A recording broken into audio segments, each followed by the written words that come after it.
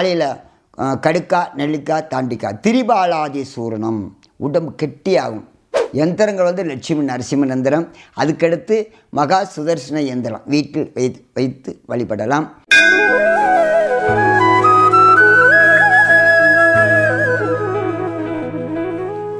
அறிவோம் ஸ்ரீவம் அனைவருக்கும் கோடான கோடி நமஸ்காரம்.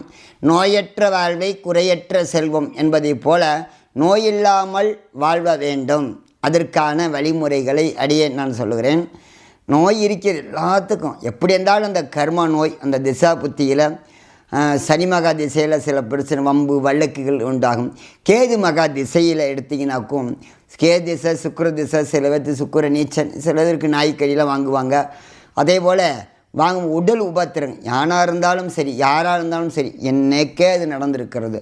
ஏன்னா உடம்பு அப்படியே உருக்கி எடுத்து வரும். செவ்வாய் திசை, அதாவது இந்த கேது திசையில் ரொம்ப பிரச்சனை, ரத்தமாக போகும், வழக்குகள், கெட்ட பேர்கள், அவமானங்கள். அதுக்கடுத்தபடியாக சுக்கிர திசை வந்தவுடனே பிரச்சனைகள், உடல் உபத்திரங்கள்.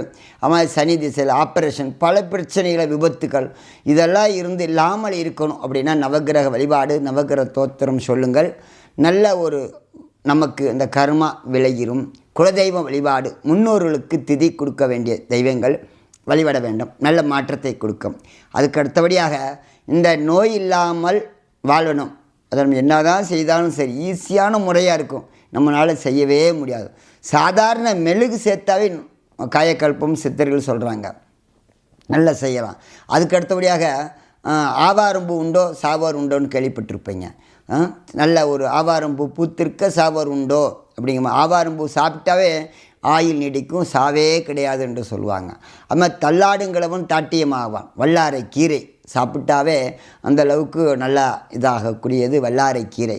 இதெல்லாம் ஈஸியாக சொல்லிட்டு போகலாம். நம்ம வீடு பக்கத்திலே இருக்கக்கூடியது வேப்ப மரம், பத்தினி இலைன்னு சொல்லுவாங்க. அது பத்தினி பல இது இருக்குது, பச்சை இலை மூடியில் நல்லா இருக்கிறது. இந்த வேப்ப இலையை மஞ்சள் சேர்த்து ஒரு நாளைக்கு, அதாவது ஒரு நாள் டைம் வச்சுக்கோங்க, ஒரு வேலையாவது சாப்பிட்டே வரலாம். ஒரு வேளை சாப்பிடலாம், ஒரு 5 நாள் சாப்பிட்லாம், அப்புறம் 2 வாரம் விட்டு திருப்பி 5 நாள் சாப்பிட்டே வரலாம். மஞ்சள் கலந்து, அதாவது ஒரு நெல்லிக்காய் அளவு, ஒரு சின்ன சின்ன அரிநெல்லிக்காய் அளவு சாப்பிட்டோம்னா, ஒரு சிட்டி அளவு மஞ்சள் சாப்பிட்டோம்னா ரொம்ப விசேஷமாக இருக்கும். ஆயுள் கூட்டும்.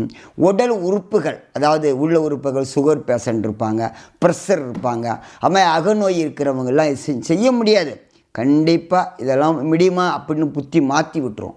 நானே பாருங்களேன், என்னால் 1 வருஷமாக அல்சர்னால் ரொம்ப கஷ்டப்பட்டோம். சில தமிழ்நாட்டில் பண்ணோன்னே சரியாக போச்சு, சுத்தமாக இதாகிடும். அப்போ இது என்ன தான் இருந்தாலும் யார் இருந்தாலும் அது நேரங்காலம் வர்ற வரைக்கும் விடாது. அதையும் பூர்வ கர்மா அப்படி அந்த கர்மா அப்படி ஈஸியாக சொல்லிட்டு போயிடலாம். ஆனால் நமக்கு வந்து இந்த ஆயுள் கூட்டணும், இந்த மொழியில் செஞ்சு சாப்பிடுங்க. அதுக்கடுத்து திரிகடுகு சூரணம், சுக்கு மிளகு திப்பிலி, திரிகடுகு சூரணம் காலையில் எந்திரிச்சோன்னே வெந்நீரில் போட்டு சாப்பிட்லாம். அதுக்கடுத்து மாலையில் கடுக்கா நெல்லிக்காய் தாண்டிக்காய் திரிபாலாதி சூரணம் உடம்பு கெட்டியாகும். இந்த கர்மா தீர்வதற்காக இந்த 3 மெத்தடில் செஞ்சு பாருங்கள், நல்ல மாற்றத்தை கொடுக்கும். இது செய்து பாருங்கள், நல்ல நோயற்ற வாழ்வு குறையற்ற செல்வமாக வாழலாம். உடல் நல்லா இருக்கும், அழகாக இருக்கும், எந்திரிக்க முடியாமல் இருக்கிறோம், மன உளைச்சலாக இருக்கும். இது இல்லாமல் இருக்கிறது பிரார்த்தனை பண்ணிக்கோங்க.